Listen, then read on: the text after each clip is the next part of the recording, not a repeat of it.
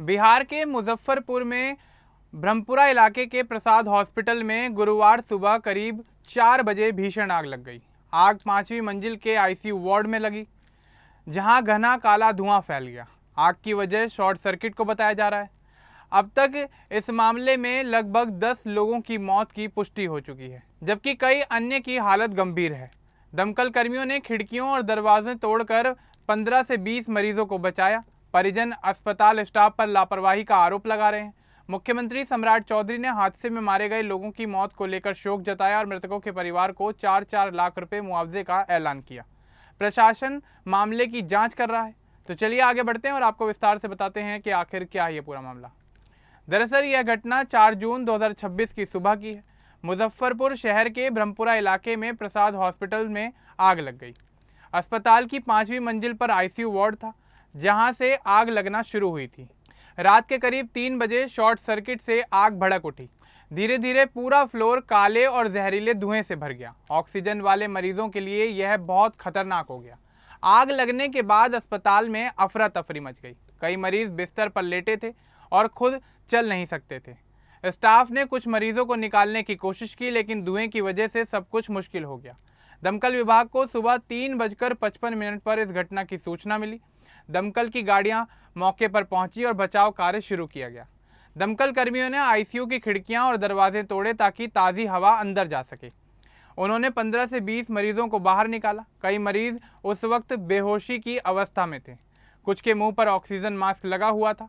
निकाले गए मरीजों को आसपास के दूसरे अस्पतालों में भेजा गया। वहां उन मरीजों का अब इलाज जारी है।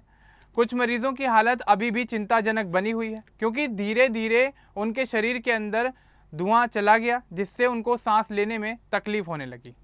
अब तक इस हादसे में लगभग 10 लोगों की मौत की पुष्टि हो चुकी है। कुछ शव अस्पताल के बाहर रखे हुए थे। हादसे में जान गंवाने वाले लोगों के परिजनों का रो रो कर बुरा हाल हो गया है। साथ ही वे अस्पताल और पुलिस प्रशासन पर आरोप लगा रहे थे कि मौतों की सही संख्या छिपाई जा रही है। जिलाधिकारी सुब्रत राय सेन ने कहा कि परिजनों की शिकायतें आ रही हैं, इसलिए मारे गए लोगों की सही संख्या पता लगाने की कोशिश की जा रही है। परिजनों का कहना है कि हॉस्पिटल का स्टाफ आग लगते ही मरीजों को छोड़कर खुद को बचाने की कोशिश करने लगा। कुछ प्रत्यक्षदर्शी बताते हैं कि स्टाफ मरीजों को लेकर भाग गए, लेकिन सही जानकारी अभी तक सामने नहीं आई है और ऐसा अनुमान लगाया जा रहा है कि पूरी जानकारी जांच के बाद निकलकर सामने आ जाएगी। आईसीयू में करीब 13 से 24 मरीज भर्ती थे। 4थी मंजिल से 5वीं मंजिल तक जाने में धुएं की वजह से लोगों को काफ़ी दिक्कत हुई। दमकल कर्मियों ने आग पर काबू पा लिया। उन्होंने शुरुआती जांच में आग लगने की वजह शॉर्ट सर्किट को बताया। अस्पताल में बिजली की वायरिंग या तो पुरानी थी या ओवरलोड थी। इसकी जांच होगी। बिहार में निजी अस्पतालों में आग की ऐसी घटना पहले भी हुई है, लेकिन इस बार आईसीयू में होने से इससे ज़्यादा नुकसान हुआ है। मुख्यमंत्री सम्राट चौधरी ने घटना को बहुत दुखद बताया। उन्होंने मृतकों के परिवारों को तुरंत 4 लाख रुपए मुआवजे का ऐलान कर दिया। घायलों के इलाज के लिए सदर अस्पताल में व्यवस्था की गई है। स्थानीय प्रशासन और पुलिस मौके पर मौजूद है। उन्होंने पूरे मामले की जांच शुरू कर दी है। अस्पताल प्रशासन से अभी कोई आधिकारिक बयान सामने नहीं आया है। यह हादसा मुजफ्फरपुर के लिए बड़ी त्रासदी बन गया है। लोग अस्पतालों पर भरोसा करते हैं, लेकिन ऐसी घटनाएं भरोसा तोड़ देती हैं। सोशल मीडिया पर लोग फायर सेफ्टी की कमी पर सवाल उठा रहे हैं। परिजन अब अपने मरीजों के शव और सही जानकारी चाहते हैं। उनके दर्द को देखते हुए प्रशासन ने मदद का भरोसा दिया है। 5 सदस्यीय टीम पूरे मामले की जांच कर रही है। फायर सेफ्टी ऑडिट, अस्पताल की मंजूरी और निकासी व्यवस्था की जांच भी होगी। अभी स्थिति यह है कि आग पूरी तरह बुझ गई है, लेकिन धुएं का असर कई मरीजों पर लंबे समय तक रह सकता है।